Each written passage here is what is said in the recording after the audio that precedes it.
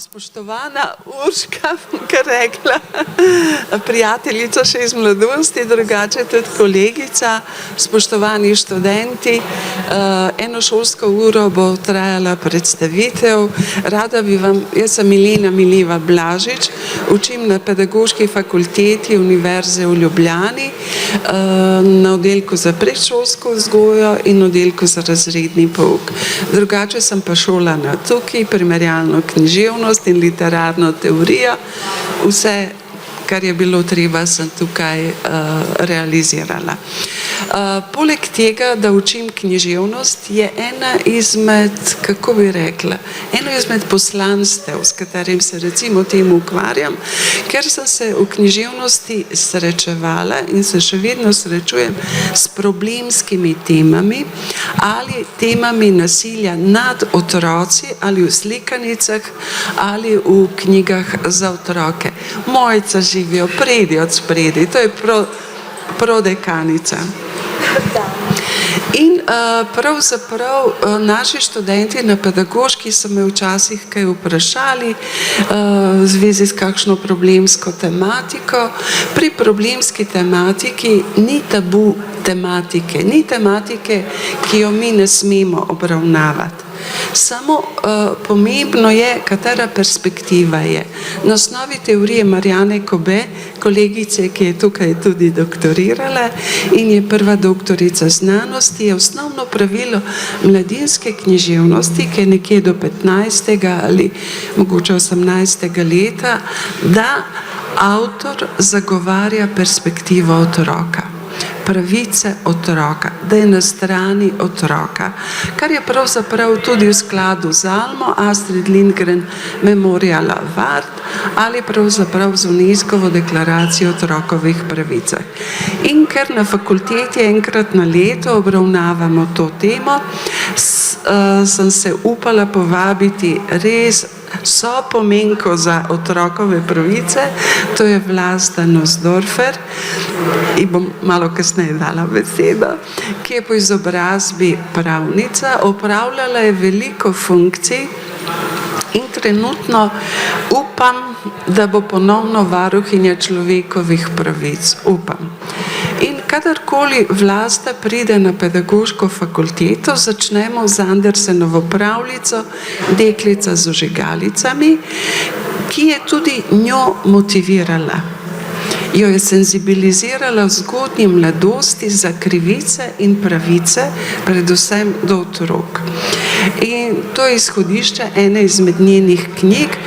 Lansko leto je pa preko Pedagoške fakultete išla njena knjiga z dodatnim naslovom Naše deklice in dečki z ožigalicami.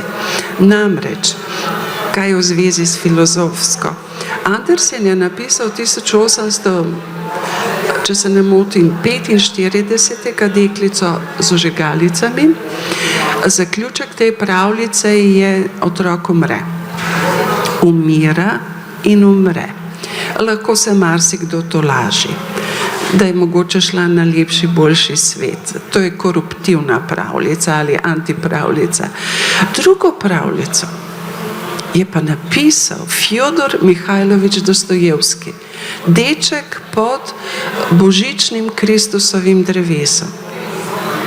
Nadgradil je, in to je edina pravljica od Dostojevskega. S tem, da prva sodi v čas romantizma, druga v čas realizma, in pravljica od Dostojevskega je še bolj tragična. Opisuje otroke, ki umirajo na ulici, in tudi starše, in krivi, dejansko obsoja družbo, ki to dovoli. To je, pojasnila sem naslov, tudi mogoče izhodišče, etična literarna veda, ki jo poučuje spoštovani kolega Tomo Virk, izdal je 2 monografiji, in pravzaprav etična literarna veda, stališče pripovedovalca, stališče avtorja, je posebej pri otroški oziroma mladinski književnosti zelo pomembno. No, sedaj bi pa dala besedo Vlasti, da se vam tudi sama predstavi, predtem pa en aplavz za njo.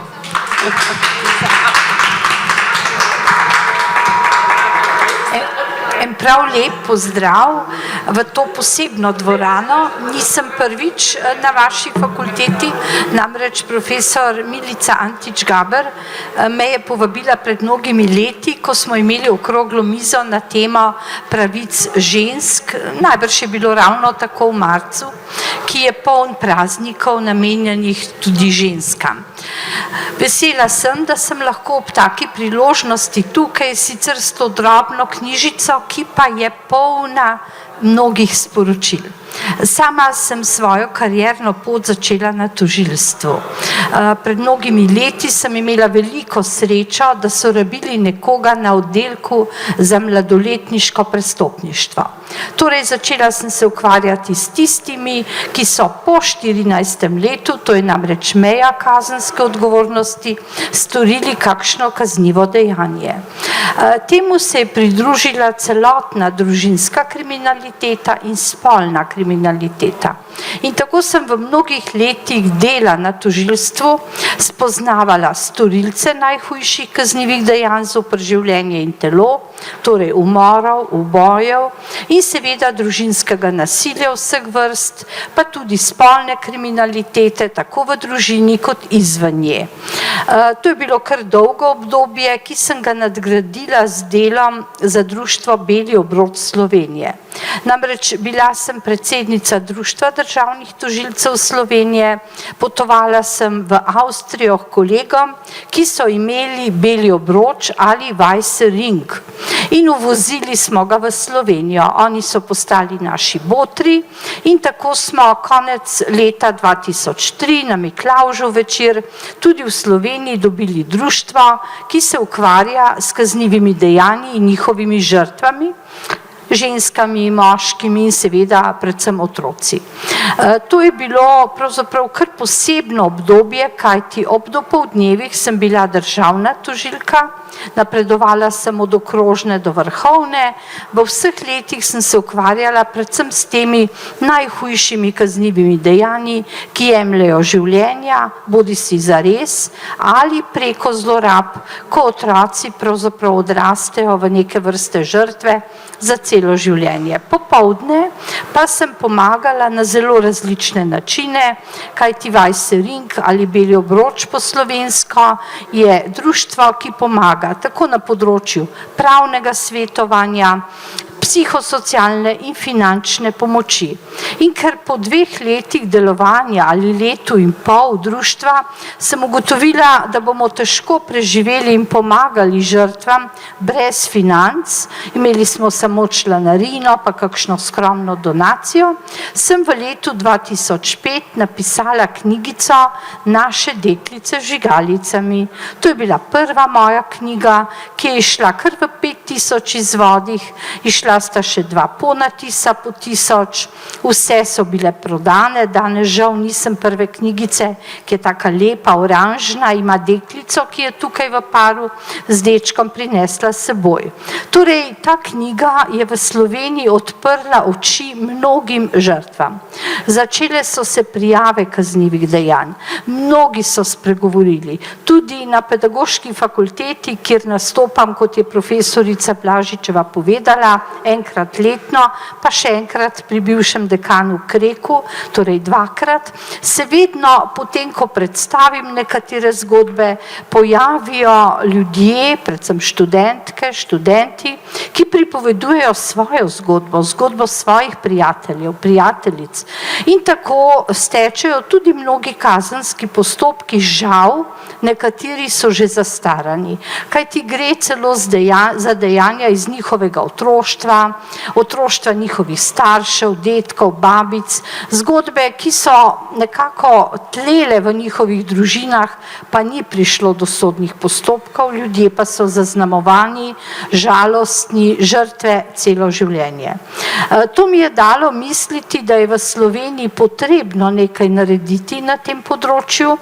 Precej se je izboljšala kaznovalna politika, torej da nimamo velikega usmiljenja za storilce teh hudih kaznivih dejanj zoper otroke in druge družinske člane. Skratka, da smo bolj pazljivi na teh področjih, da opazimo tiste, ki izstopajo, ki so drugačni, ki imajo probleme. Včasih smo za take otroke rekli, da so težavni, da jih starši niso znali vzgojiti. Učitelji v šolah nekako so jih potiskali na rob, jih niso razumeli. Kasneje so odhajali v zavode, domove, popravne prevzgojne domove, imamo enega takega, storili so različna kazniva dejanja in nihče pravzaprav ni vedel, kaj se skriva v njihovi ranjeni duši. No in zato sem naslednje leto, torej po letu 2005-2006, napisala še Naše dečke z ulice, tako sem dala pač naslov drugi knjigi. Moram reči, da je prva daleč prekosila drugo. Torej naše deklice so se prijele po celi Sloveniji, potovala sem tudi 2-3 tedensko po različnih majhnih in velikih krajih in predstavljala knjigo, ki se je prodajala, in tako smo lahko začeli na belem obroču tudi finančno pomagati žrtvam. Torej smo izpolnili vse zaveze iz našega statuta in postali res prisotni v slovenskem prostoru.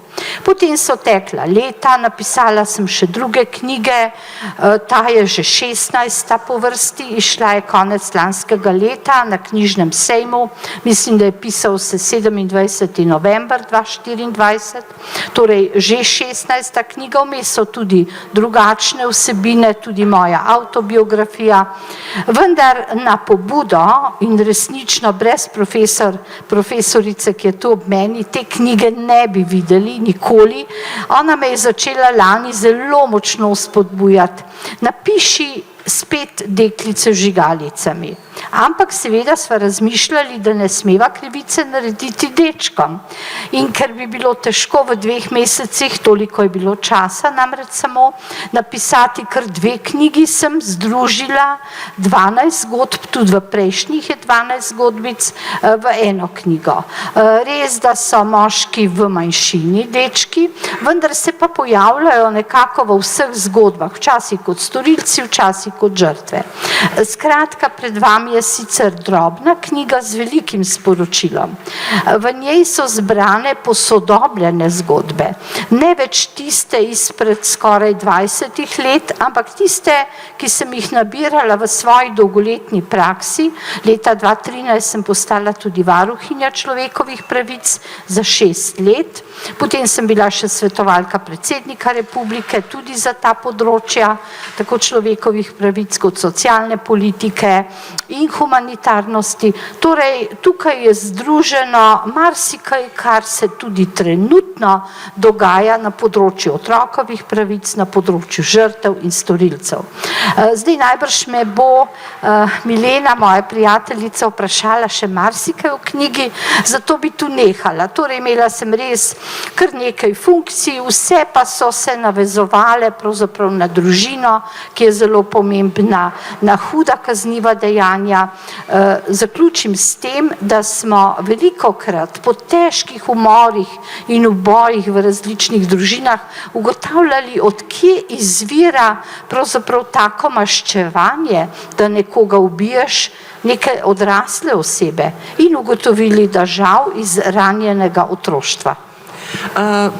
Res bom vprašala Vlasto kakšno stvar v zvezi s knjigo, predtem pa mogoče mi pri književnosti, ki poučujem, kot sem rekla, pravljice, in študenti tako analizirajo, kakšen pravljični tip, recimo Trnulčico, 3 variante, od bratov Grimm, to je izhodišče, potem gredo v 16. 15. stoletje, ali Sinje bratca, ali Pepelko, in vedno pokažejo znanje teorije, aplicirajo kakšno teorijo profesorja Zajpsa ali feministično, in na koncu je aktualizacija. In jaz rečem študentom, dajte vi na svoj način prikazati, ali je ta motiv Sinje bratca, recimo, to je serijski morilec, ali je Sleeping Beauty Trnulčica, recimo brez zamere, posilstvo ali pa droge za posilstvo, tako aplicirajo Trnulčico. aktualizirajo. In ali pa Sneguljčico, ali pa tudi Pepelko in vedno na koncu imajo zlorabe. In v sodobnem času, ko je bila pandemija, pa sedaj, so popolnoma drugi problemi. Vse zlorabe, aktualizacije, ki jih študenti prikazujejo, so preko spleta. A je to Tinder, ali so kakšne zmenkarije, ali so droge za posilstvo. Jaz moram priznati, da kar osupnem. Ali so pa kakšni influencerji, ki pod pretvezo kakšne humanitarne dejavnosti, ki je samo maska, pravzaprav prodajajo kakšne stvari. Zato sem pa tudi prosila Vlasto, če bi mogoče v tej knjigi, ne bom rekla posodobila probleme, ampak čas je posodobil probleme. Recimo to so tudi modne revije ali recimo študenti, študentke želijo hitro uspeti, se promovira prehiter uspeh na račun marsičesa. In tukaj je tudi ena zgodba o recimo enem dekletu mladem, ki je želelo postati manekenka. Marsikoga asocira na Melanie Trump, a veste, pa njeno pot do Trumpa. Trump ima tudi 3 slikanice. Donald Trump ima 3 slikanice. In tako naprej. Vlasta, povej, kakšni so sodobni problemi po tvoji presoji? No, če smo včasih poslušali zgodbe o nasilju v družini, ki je ostalo skrito, žrtve so odhajale v svet in postajale nove žrtve, iskale pravzaprav partnerje, ki so pili, pretepali in se tega nekako niso mogli rešiti, je danes vse polno novih pasti. Zagotovo jih prinaša prav internet in vstop mladih na različna družbena omrežja, ki jih pravzaprav zelo omrežijo. Zdaj, veliko deklic, tudi kakšen fant, se je pojavilo pri meni z zgodbami predvsem teh plesnih drog, ki uničijo marsikatero osebnost in zameglijo spomin za nekaj ur, v tistih urah pa se dogaja marsikaj. Ko sem nastopala po Sloveniji s kriminalisti, ki so predstavljali tudi nove oblike drog, ne bom nikoli pozabila gospe na forenzičnem laboratoriju, ki mi je rekla: veste, mi dobivamo toliko novih umetnih drog, da jih ne uspemo niti prepoznati tako hitro, da bi jih uvrstili na seznam. Gre za sintetične droge, ki se prodajajo in ponujajo na zelo subtilne načine. V pijači, ki je ponujena odprta, na različnih družabnih dogodkih. Kriminalist, ki je prinesel s seboj torbo različnih drog, je na koncu vedno staršem, ponavadi osnovnošolcev, srednješolcev, predstavljal droge. In jaz nikoli ne bom pozabila neke babice, ki je prišla na ta dogodek in je rekla, da pač starši tega otroka ne morejo priti, in je prišla ona. In potem se je vstavila pri tem kovčku, ona seveda teh novih drog in pivnikov ni poznala, je pa tako dobrodušno rekla: jo, je rekla, a to tudi imate? A veste, to rastlinco pa moj vnuk doma na oknu goji, pa zelo mu uspeva, kadar ga nijo, pa jaz zalivam. In potem seveda smo se vsi smejali, ugotovili smo, da gre za marihuano, gospa sploh ni imela pojma, ne? In je rekla, to je pa kar fajn, je rekla, veste, on vedno pride prekontrolirati, prav jaz pa to zalijem, pa kar raste, a veste, nisem vedela, kakšna roža je to, ne. Torej, poleg tega, da nekateri iz prejšnjih generacij ne poznajo osnovnih drog, ki je videla prah bel, je rekla, a to je pa moka? No, tako da dejansko gospa res ni bila poučena, so pa mladi, na žalost, to je povedal kriminalist tako pred celo dvorano, izpostavljeni na številnih zabavah mnogim veliko hujšim. To je recimo nekaj, kar pravzaprav preseneča, namreč čisto vse, ker se na trgu pojavlja tako masovno, tako prikrito, tako pravzaprav nedolžno, bomo rekli, da nisem bila presenečena, presenečena, ko je k meni prišla pred leti, vi ne berete, zagotovo ne Jane, ampak jaz sem prosila, da v Jani, ki je en tak časopis, ki je malo široko bran, pa Gospodična vseeno predstavi to svojo zgodbo. Prišlo je dekle, staro malo vaših let ali kakšno leto starejša, ki se je na obali, slovenski obali, zaljubila v nekoga, ki je po plaži postopal tam okoli, in seveda večkrat so se videli, njena prijateljica je vrgla oko na nekoga drugega, njegovega prijatelja, no in potem je približal se njen rojstni dan, saj ta zgodba, se pravi, je bila celo predstavljena in celo kazenski postopek je tekel v tej zadevi, vendar precej neuspešen, in mi je rekla takole: veste, ko se je bližal moj rojstni dan, sem sklenila, da pa vseeno zberem pogum in ta dva fanta skupaj s prijateljico povabiva v neko najeto stanovanje v Portorožu, oddala ga je ena druga prijateljica, pač da se malo zbližamo in poveselimo. In kaj se je zgodilo? Ona torej je prišla v Portorož, njena prijateljica pa ni mogla priti, je zamudila tisto srečanje, tisti večer, ker je imela neko opravek v Ljubljani. Torej ostala je sama, prišla sta oba mladeniča in je rekla, bilo je takole, prinesla sta šampanjec in sta rekla: a dovoliš, da ga midva postreževa na lepem balkončku z razgledom na morje? Ona je bila kar vesela, ne nazadnje je imela rojstni dan in je rekla, ja krasno, in je bila kar zadovoljna, da pač bo imela to možnost se spoznati s tem fantom malo bolj pobliže. Postregla sta, torej vsi trije so na tistem balkončku pili šampanjec. Po tistem šampancu pa pravi, je rekla, da se ona ničesar, ampak res ničesar več ne spomni, kot samo tega, da je eno nogo zelo težko vlekla čez prag v sobo. To je bil en majčken prag, niti ne visok, se veste, med balkonom in dnevno sobo. Je rekla, jaz se spominjam, kako težko mi je bilo vstopiti v sobo. Od takrat naprej nič. Zbudila se je naslednje dopoldne okoli 11. ure. Sama, zbirala je pač pogum, da ostane, ni šlo. Začela je razmišljati, kje je, kaj se je zgodilo in sestavljati zgodbo, ki je pač segala v tist balkonček, pogled na morje in šampanjec. Potem je začela razmišljati o svojem telesu, kaj je z njim narobe. Spodnji del jo je izjemno bolel, pekel, bila je razgaljena, bila je v postelji med pomečkanimi rjuhami in začela je spet sestavljati drobce zgodbe. Kdaj se je zgodilo in kaj? In takrat je seveda ugotovila, da sta eden, torej tisti, ki je bil všeč, ali celo oba, imela neke orgije z njo celo noč, ali ni vedela kdaj, kako.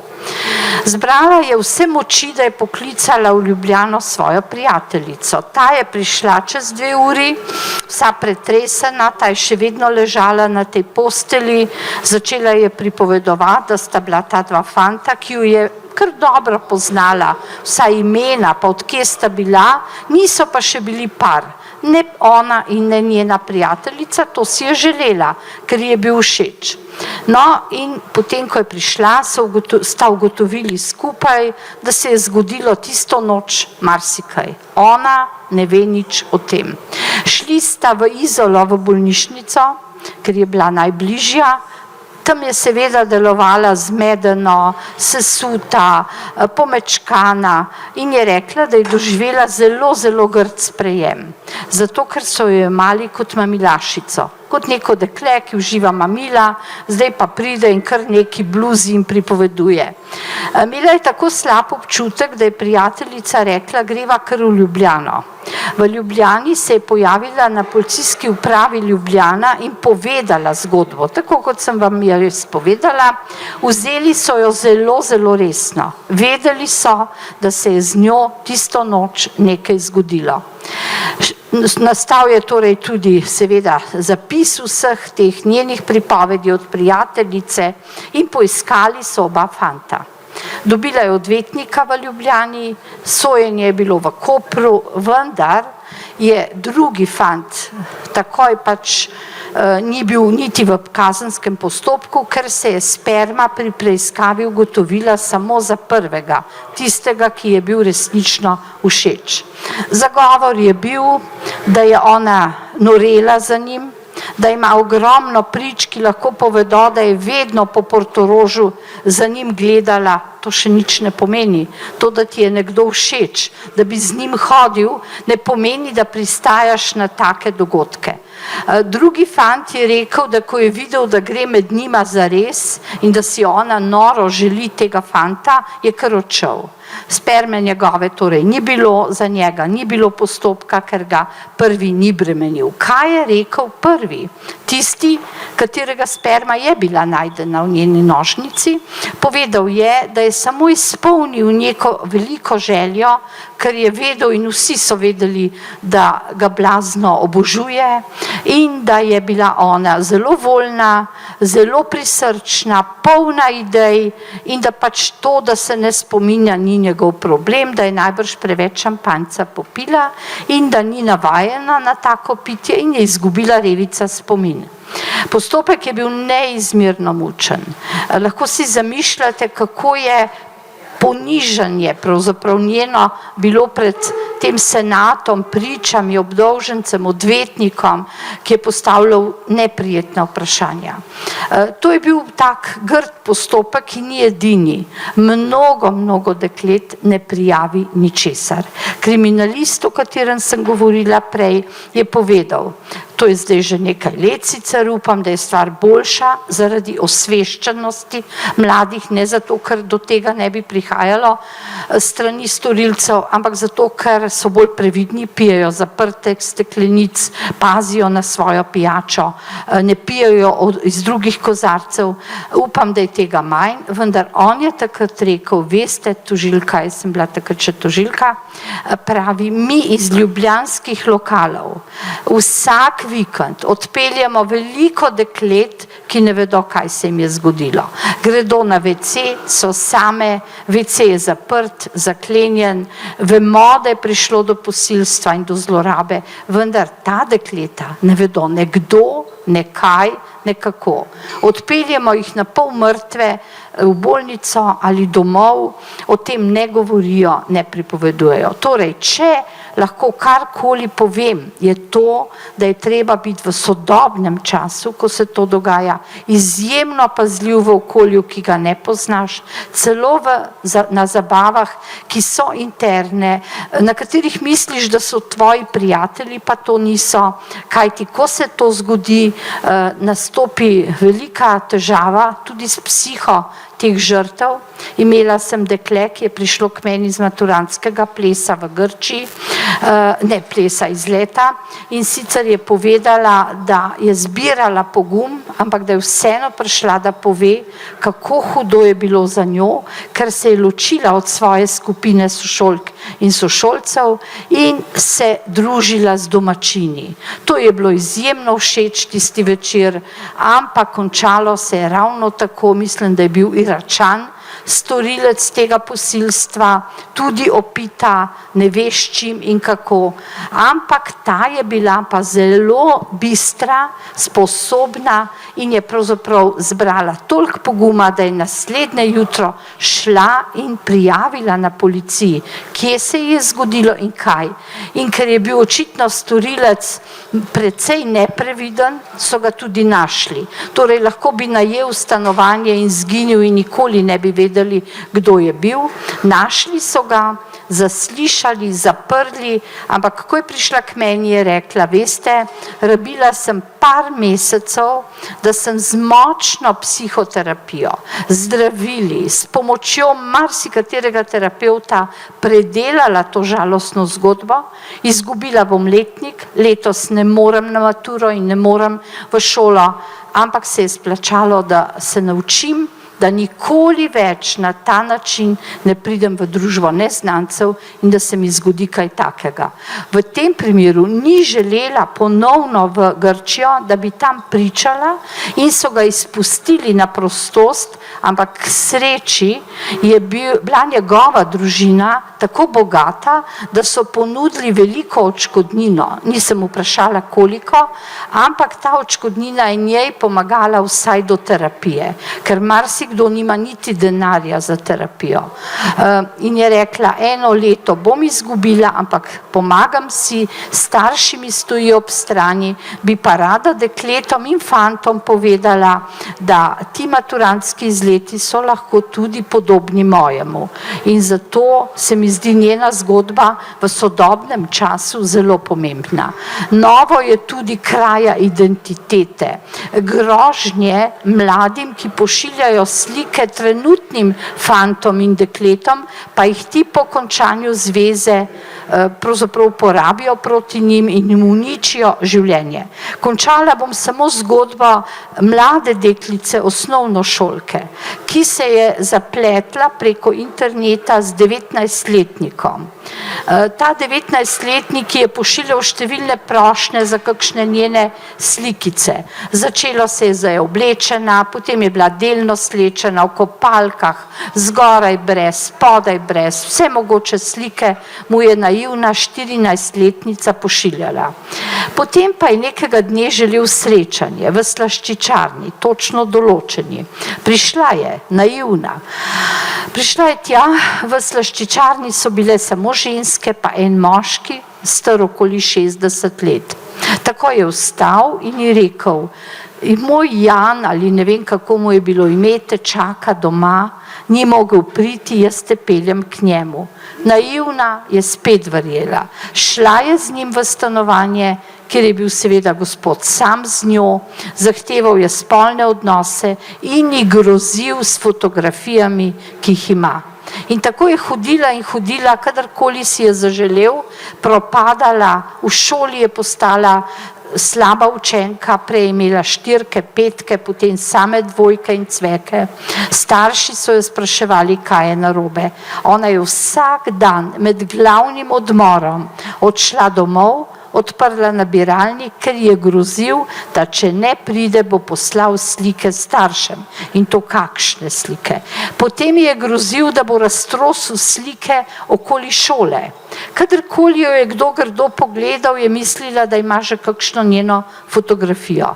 No in šele, ko se je vse to zgrnilo na njo, ko je res bila že v hudi krizi, je povedala in prijavila. In takrat je bila pri meni popolnoma uničeno dekle. Mi imamo tudi posebno kaznivo dejanje, ki pa žal se ga ne prijavlja ponavadi, to je priprava na spolne odnose. Torej, ko si pišejo mladi preko spleta, ti nikoli ne veš, a je tam res 19-letnik ali 70-letnik ali 50-letnik. Ne vem, če se spomnite, vi ste tako mladi, zagotovo ne, ko je stopil v veljavo ta spremenjen kazenski zakonik, je novinarka A kanala, odrasla, 40-letnica, mamila, torej pisala je, odzivala se je na moško ponudbo in tudi napisala, da je otrok. Vendar kljub temu, da je sporočila, da gre za otroka, jo je nekdo, poročen moški z otrokom, z dojenčkom celo, ki se mu je rodil ravno takrat, ko je to storil, prišel na določeno mesto, vendar tam ni bil otrok, tam je bila novinarka A kanala z rdečim mikrofonom. In to so v živo predvajali na A kanalu pred leti in novinarka je opozorila, da je dobila ogromno ponudb, da kot otrok pride in z nekom sodeluje. To so torej sodobne pasti, pa še veliko jih je. Torej, da govoriš in se zapleteš z nekom, ki ga ne poznaš, ki je na ekranu lahko čisto druga osebnost. Kot veste, je veliko tudi spletnih prevar. Ne moreš verjeti, zadnjič je pisalo, da je je neka starejša gospa poslala 40.000 evrov nekemu vojaku na ploščadi, ne vem kateri oficirju, vojaškemu uslužbencu, ki je pošiljal bog ve čigave slike in zakaj rabi denar. Ostala je seveda brez srečanja z njim, mislila je, da gre za neko ljubezensko zgodbo. Torej vseh teh prevar je danes celo več kot nekoč, ko si se moral srečati iz oči v oči. Vendar tudi prva zgodba tistega dekleta v Portorožu pomeni, da je možno tudi lažno srečanje z nekom, ki ni ta oseba, kot si ti misliš. Pasti za mlade je izjemno veliko, pa ne samo za mlade, za vse generacije. Draga Vlasta, kasneje bomo pustili nekaj minut, da tudi kaj vprašate, mogoče tudi zasebno. Ko Vlasta gostuje pri nas na pedagoški, jaz samo slišim študente, da vzdihujejo. Na koncu je pa ponavadi enih 10 študentov od 150, ki se želijo z njo pogovoriti. In to je pogumno. Je pa na pedagoški 5 mojih kolegic, ki vedo, da Vlasta hodi k meni na književnost, pa imajo vprašanje, pa jaz rečem, pejte, vam dam telefon, to pa ne. In v bistvu želim poudariti ta generacijski premik, kako se mladi upajo in prav je, da povedo, recimo, a je travma, a je osebna, a je mogoče družinska.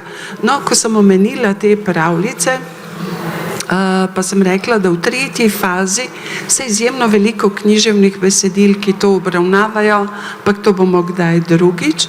In ko študenti aktualizirajo te pravljice, sedaj je pravzaprav veliko tega spleta. In veste, kaj so za konec te aktualizacije predvajali? Tednik, 2 tedna nazaj. Ker je 40-letnik, recimo župan, ne vem, XY, se pretvarjal in se v bistvu dogovarjajo 14-letniki. To je bila sedaj ena afera in so kar predvajali posnetek. To ni nekoč, nekje, ampak je tukaj in zdaj. In aktualizirajo tako, ko imamo Lepotico in zver ali Incest, to je Kosmatinka, naslov je od Polonce Kovač, ni moj, ki obravnava incest. Mi imamo tudi slovenskega Fricla, ptujskega. Mogoče ta zgodba je tako, toliko obratov ima, da pravzaprav ni treba posegati 17. 18. stoletje, ampak pravzaprav je tukaj in zdaj. Bo še kakšno zgodbo povedala? Najhujše so pravzaprav zlorabe v krogu družine. Tam je najlažje, družine, prijateljev. Bi samo omenila, ne vem, če veste, da obstaja pravilnik o družinskem nasilju za zaposlene v vzgoji in izobraževanju. Bi morali zagotovo, videti, kako pravzaprav v nekih šolah, v zdravstvu, šolstvu, povsod, kakšen je postopek prijave. Recimo tudi za vrtce, veste, da imamo kakšna prav neprijetne dogodivščine z vzgojitelji, z vzgojiteljicami. Imeli smo nekaj primerov neprimernega nasilja, najbrž ste spremljali v vrtcih, nad otroki, ki so majčkani, ki ne znajo povedati, ampak reagirajo tako, da ne jedo, da so potem doma spet močijo posteljo. In takrat se moraš vedno vprašati, kakšen klic na pomoč izražajo ti otroci. Potem imamo seveda v šolah, tudi v zdravstvu se je že zgodil kakšen primer, najbrž ste tudi to brali. Tako da vse povsod je možno tudi to doživeti in zato je prav, da veš, kakšen je postopek. Šola, vsaka ustanova je to dolžna prijaviti. Jaz predavam tudi pediatrom na specialističnem študiju iz pediatrije in jih poučujem o tem, kako morajo biti pazljivi na otroke, ki prihajajo k njim z vedno istimi motnjami, prebavnimi težavami in to kar non-stop. Boli jih trebušček, neješči, bruhajo, driskajo, da je lahko v ozadju tudi kakšen ne samo bolezensko stanje, ampak to je že posledica nečesa. Tako da teh zgodb pravzaprav je kar veliko, nekateri katere pridejo v javnost. Jaz mislim, da so mediji naredili velik korak na tem področju, zato ker v noben kombi si mislim, da otroci zdaj ne bi več šli. Vi se najbrž spomnite dogodkov, ko so opozarjali, da se po določenem kraju premika kombi, da otrokom ponuja sladoled. Včasih smo rekli, pomagaj starejšemu, nesi torbo. Danes si tega več ne upaš reči otrokom, kaj ti lahko pride striček, ki je zelo prijazen, neboglen in odpelje otroka potem v svoje stanovanje. Torej, tudi šole so bolj pozorne na fotografiranje otrok ob njih. Če se na plaži, kot vidite zadnje čase, predvsem na hrvaških plažah, pojavi nekdo z aparatom, ki snika otroke, takoj se razburijo kopalci, takoj prijavijo, pride policija in ponavadi se ugotovi, gre predvsem za tujce, iz vseh vetrov Evrope prihajajo, ki, ne vem, težko je to razumeti, fotografirajo nage malčke 2-3 leta stare. Vse to kroži tudi po spletu, veste, da pri marsikom najdejo pornografijo vseh vrst, včasih smo si zamišljali slike čudovitih lepotic, postavnih fantov, danes je veliko zlorab otrok tudi preko spleta. Tako da je prav, da o tem veliko veste, da je vaše telo, se že otrokom pove, vaše telo, da vi odločate vsak od vas za stike s tem ali onim in da imate pravico reči ne, oziroma po novi zakonodaji je celo da je da. Torej moraš pristati, ker gre zate. Ne gre za nekoga drugega in to pravico nesporno imaš. Imamo 4 minutke še. Je mogoče kakšno vprašanje za Vlasto? Če vas karkoli zanima, ali pa če ne sedaj, lahko tudi kasneje, ali mi pišete, ali sporočite, to je pač, ja, izvolite. Mogoče vprašal, recimo pri vseh teh sodobnih pasteh na internetu, ko ste omenjali vsi tej novi načini, kako pač lahko padeš v neke spolne zlorabe, kakšno vlogo imajo tukaj te korporacije, kot so recimo aplikacije za zmenkovanje in tako naprej, in mislite, da nosijo dovolj odgovornosti za to, kar se dogaja pod njihovimi platformami, da bi morala biti omejena na takšne načine? Zagotovo bi morala biti večja kontrola, vendar kapital deluje na vseh področjih. Bogataši, milijarderji, milijonarji, vsi ti, ki imajo vse te platforme, se veselijo števila ogledov, ne glede na to, kaj je v ozadju. Torej, čim gre za neko kapitalsko ozadje, ki pa je danes seveda zelo močno, potem niso v ospredju otroci in žrtve, zato pa morajo starši paziti na svoje otroke na ta način, da jim prepovedujejo dostop do tega, da jih kontrolirajo.